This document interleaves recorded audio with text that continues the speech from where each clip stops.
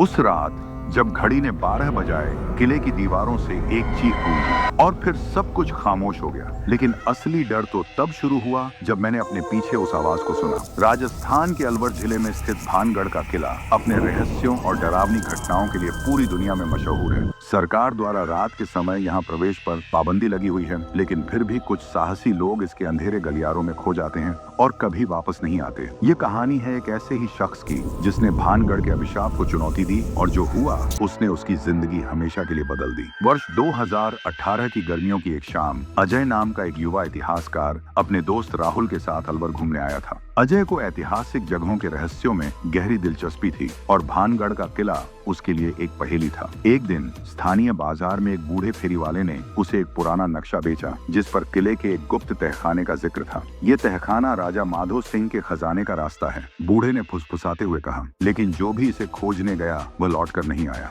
अजय ने उसकी बात को मजाक समझा, लेकिन रात को जब उसने नक्शे को गौर से देखा तो उस पर एक अजीब सी आकृति बनी थी, एक औरत की छाया जिसकी आंखों से खून बह रहा था। अगले दिन अजय और राहुल सूरज ढलने से पहले ही किले के पास पहुंच गए। स्थानीय गाइड ने उन्हें चेतावनी दी, अंधेरा होते ही यहाँ से चले जाना, रात को यहाँ कोई नहीं ठहरता। लेकिन अजय का इरादा पक्का था।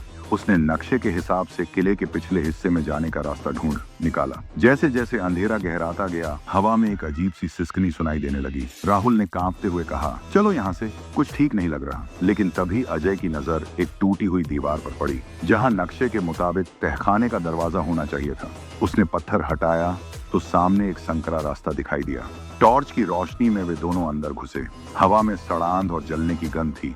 अचानक राहुल का पैर किसी नर कंकाल पर पड़ा और वह चीख पड़ा। शांत रहो, अजय ने कहा, लेकिन उसकी आवाज कांप रही थी। तभी दूर से एक महिला का रोना सुनाई दिया। आवाज इतनी साफ थी जैसे कोई उनके कान के पास खड़ा हो। राहुल ने पलटकर देखा तो एक सफेद पोशाक में एक औरत उन्हें घूर रही थी। उसकी आंखें खाली थीं और उसके होंठ हिल रहे थे, मानो कोई मंत्र पढ़ रही हो।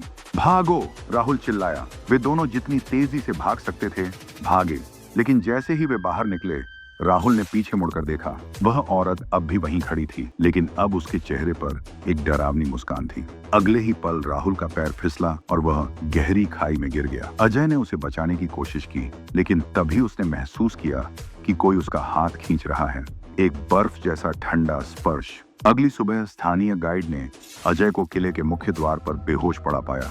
उसके हाथ में वही नक्शा था, लेकिन अब उस पर खून के निशान थे। राहुल का कहीं पता नहीं चला। जब अजय होश में आया तो वह बस एक ही बात दोहरा रहा था, वो आज भी वहीं है और वो हमें ढूंढ रही है।